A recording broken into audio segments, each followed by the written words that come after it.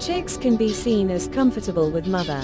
Due to summer season with a high percentage of humidity, chicks appear thirsty, and they can take feed with mixed water by their parents. I have noticed that even some other finches in this aviary also visit the nest seldom and take a care and look of the chicks. These medium ground chicks are first chicks of their own kind in this aviary. White chicks are common here in this aviary established in terrace.